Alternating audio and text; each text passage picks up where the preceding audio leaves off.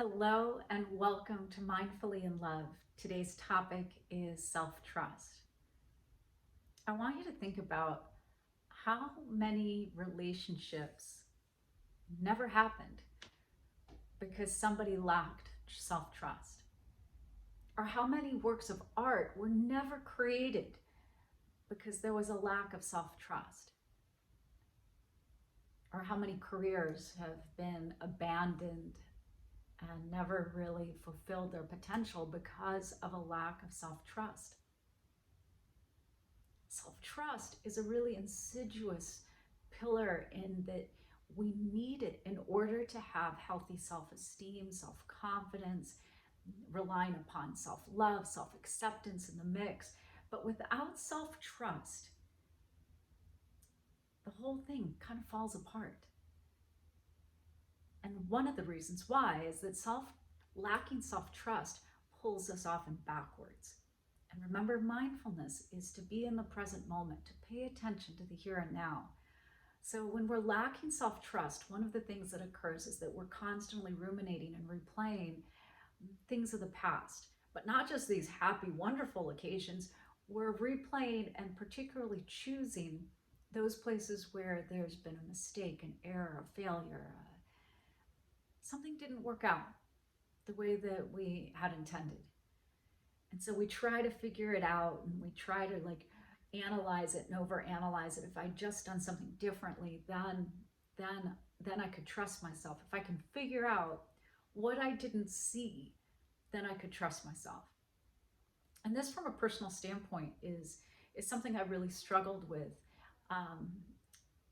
The end of my relationship with my partner of almost 10 years came as a result of a betrayal.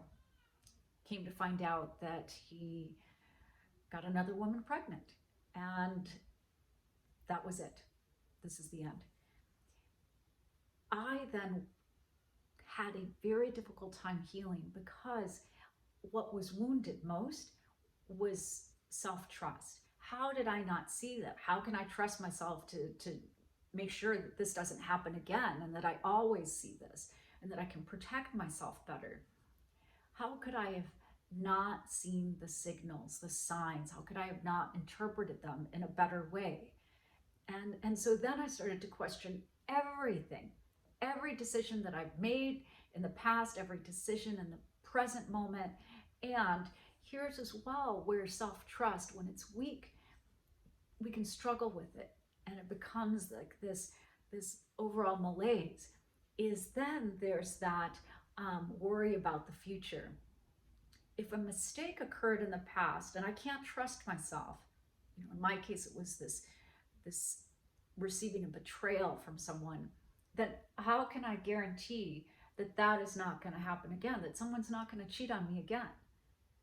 If I can't even trust myself to know what I know from the past experience, there is no way, is there, that I can trust myself in the future.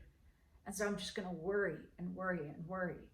And along with that comes the aspect of perfectionism, of thinking that self-trust requires us to be constantly perfect, but we're all imperfectly perfect, doing the best we can with the information that we have in the present moment.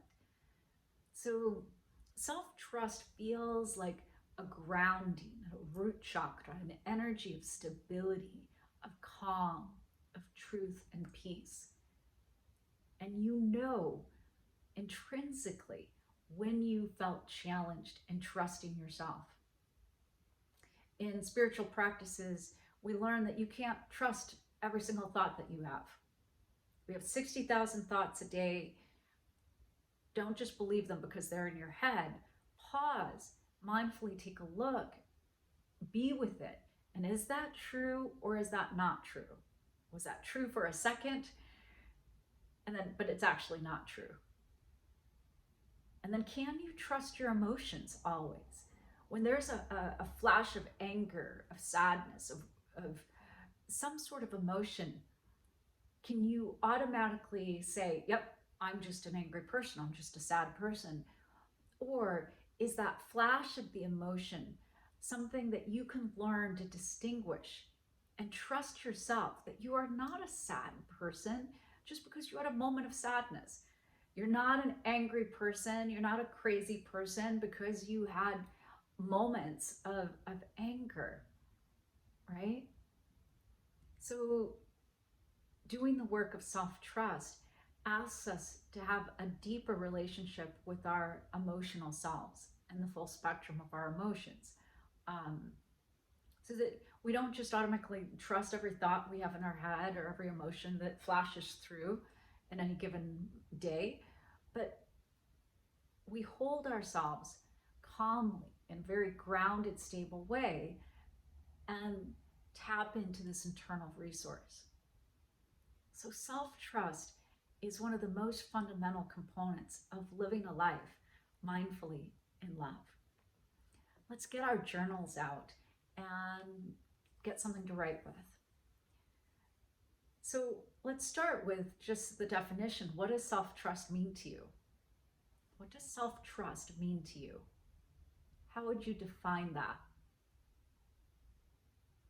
Try not to overthink it. No need to come up with fancy, exuberant language. Just whatever it just literally means to you, just write that. And it could be bullet points, it could be in pictures, it could be examples of situations in your life, a moment where you felt really at your core in that place of self trust. But what does self trust mean to you?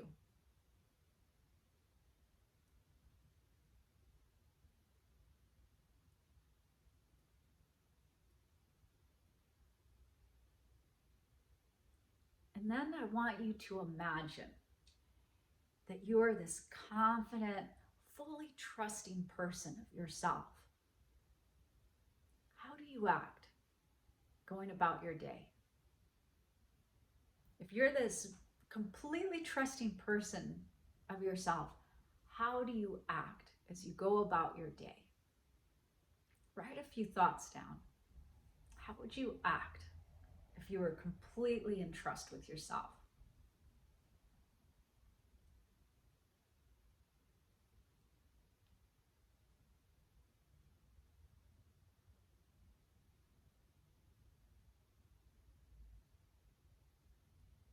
When you want to feel more self trust, what do you do?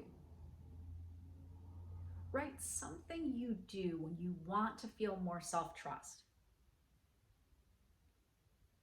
You know that there's a challenge there.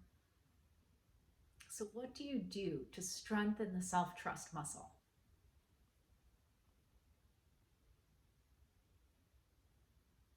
And if it's many things, then write them all down.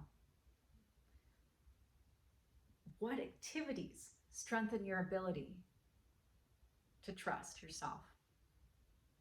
What activities strengthen your ability to trust yourself? What activities strengthen your ability to trust yourself? For me, it's riding a bike.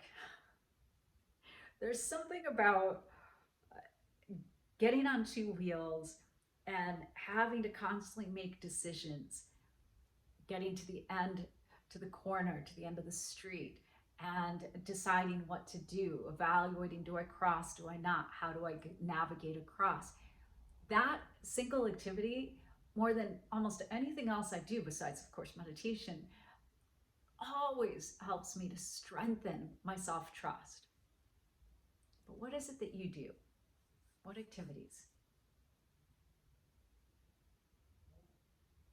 And then think about if you were in complete trust with yourself, what dream or passion would you fulfill? If you were completely in trust with yourself, is there a dream or a passion project that you've been holding back, but now you could go forward? If you completely trusted yourself, what dream would you move forward in creating? Is it writing a book? Is it painting? Is it moving? Is it starting a company? If you completely trusted yourself, What dream would you fulfill?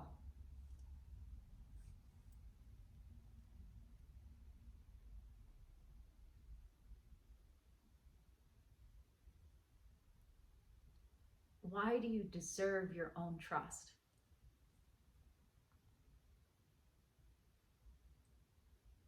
Why do you deserve your own trust?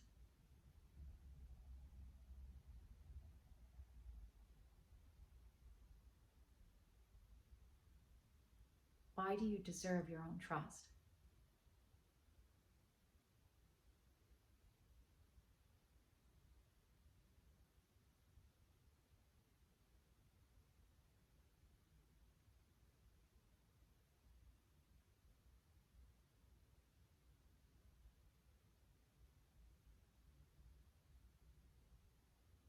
Notice if there's any tightness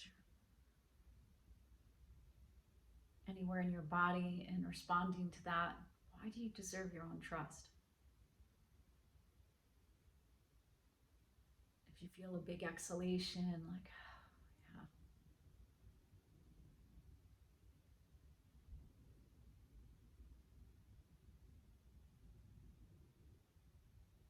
When we trust ourselves, we lay the foundation from which to grow a more peaceful, a more content, a more abundant life.